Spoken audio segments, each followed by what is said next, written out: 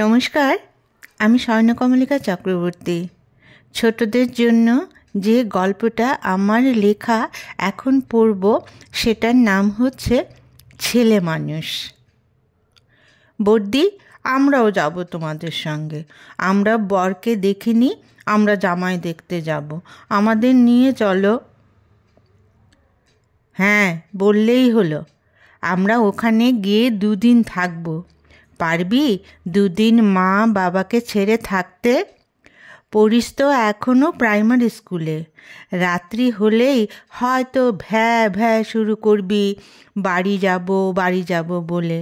তখন কে তোদের নিয়ে আসবে?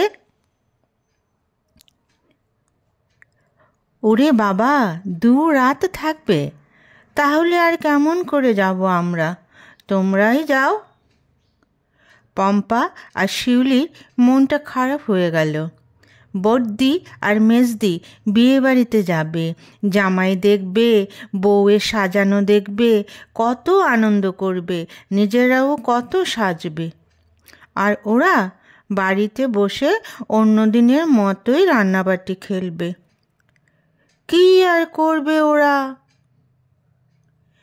বড়দির প্রাণের বান্ধবী স্বপ্নাদি, দেখতে যেমন সুন্দর, কথাবার্তায়ও তেমনি প্রাণচঞ্চল। ওরা 2 বোন স্বপ্নাদি বলতে অজ্ঞান। স্বপ্নাদি ওদের বাড়িতে এলে ওরা লুকোচুরি খেলে ওর সঙ্গে।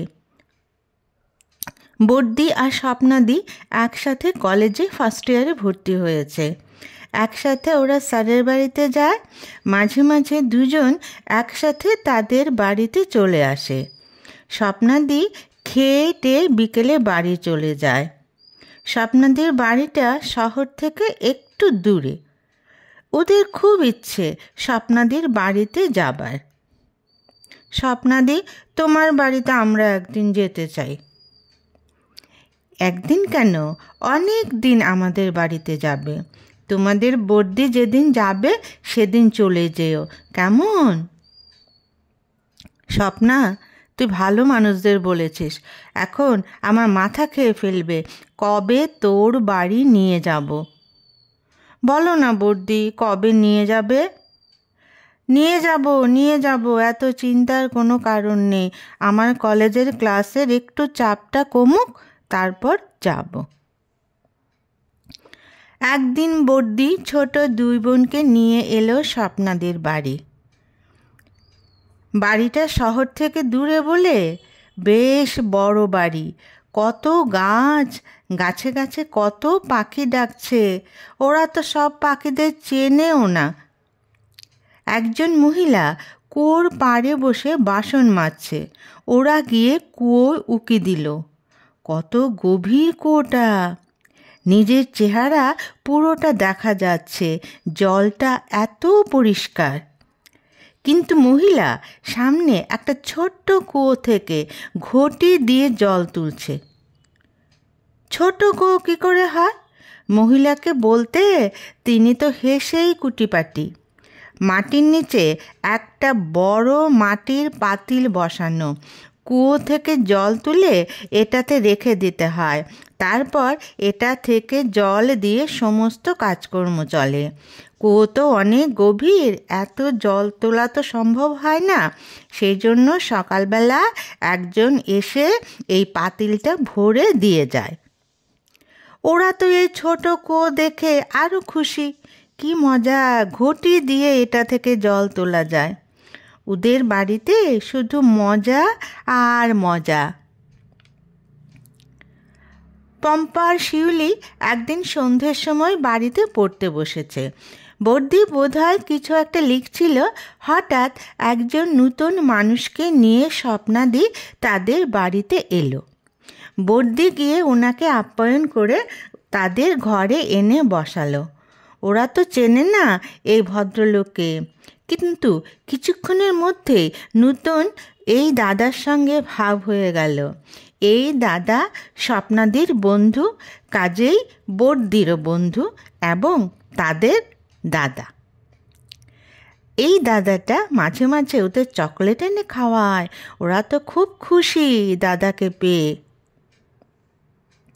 জানিস দিদি, ওই দাদাটা এলে আমাদের বিয়েবাড়িতে নিয়ে যেত, আবার সন্ধেবেলা আমাদেরকে বাড়িতে ফিরিয়ে দিতে পারতো। কেন জানি অনেক দিন ধরে ওই দাদাটা আমাদের বাড়িতে আসছে না। শিউলি, মনে হয় দাদাটা স্বপ্নাদির বাড়িতে বিয়ের কাজে ব্যস্ত আছে। আমি যে একদিন বড়দির সঙ্গে তাদের বাড়িতে গিয়েছিলাম, তখন দাদাকেও ওই বাড়িতে স্বপ্নাদির সাথে গল্প করতে দেখেছি। বন্ধুর বিয়ে বলে কথা, বোধহয় দাদা অনেক দিন ধরে ওই বিয়ে বাড়িতে বিয়ের পরিশ্রম করছে। ছোট্ট দু বোন ছলছল চোখে বারান্দায় দাঁড়িয়ে রইল।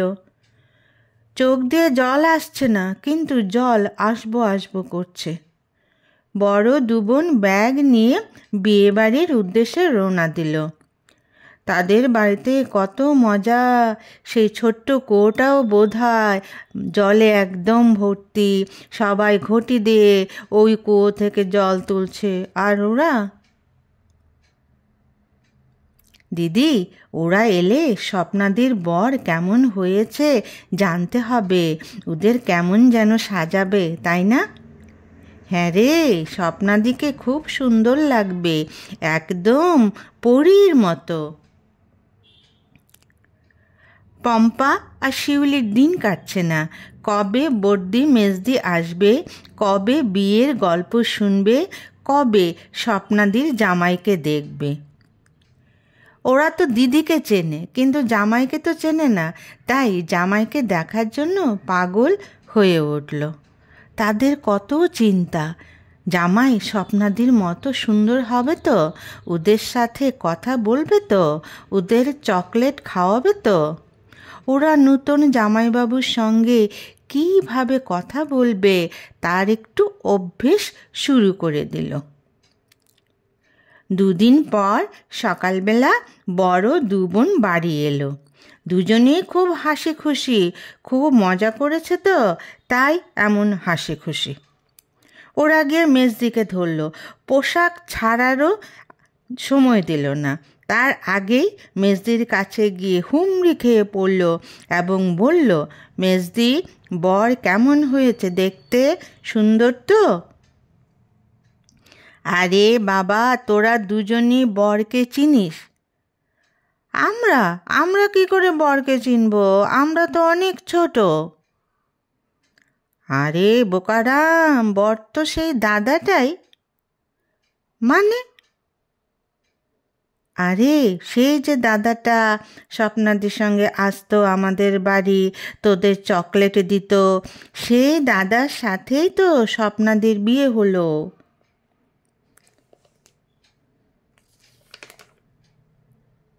মেজদি, আমরা রাগ করেছি।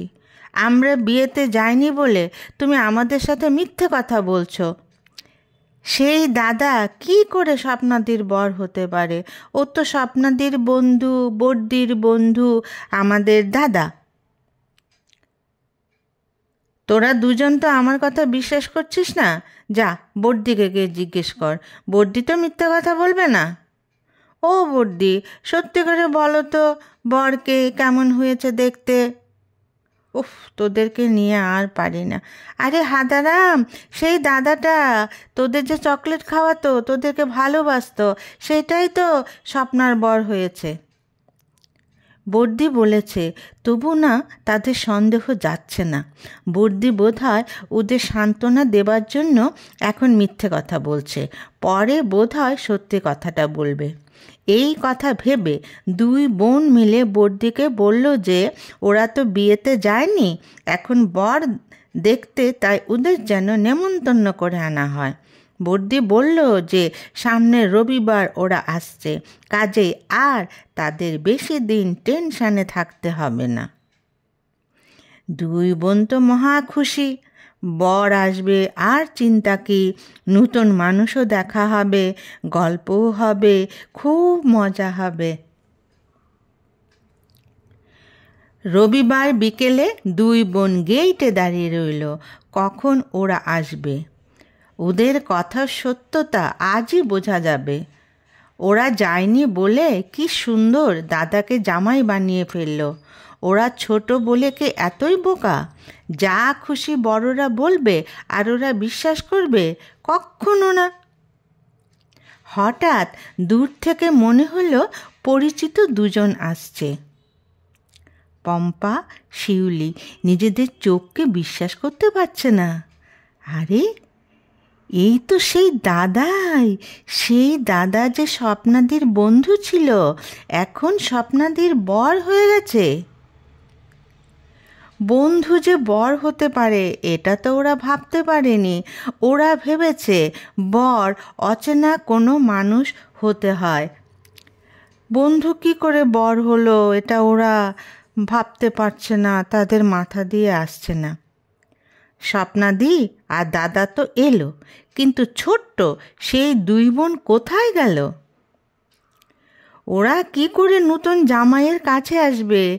ওরা দুজন বর্দি মেজদির সাথে স্বপ্নাদির বর নিয়ে কত ঝগড়া করেছে। এখন তো দেখছি সেই পুরনো দাদাটাই কেমন করে যেন স্বপ্নাদির বর হয়েছে। এখন সেই পুরনো দাদার কাছে গেলে দাদা যদি কিছু বলে, দুই বোন আগেই গিয়ে খাটের তলায় লুকিয়ে রইল। দাদা এসে চকলেট দিয়ে তাদের খাটের তলা থেকে বার করলেন। ওরা যে এত ছেলে মানুষ, দাদাকে সেটা বুঝতে পেরেছে। নমস্কার।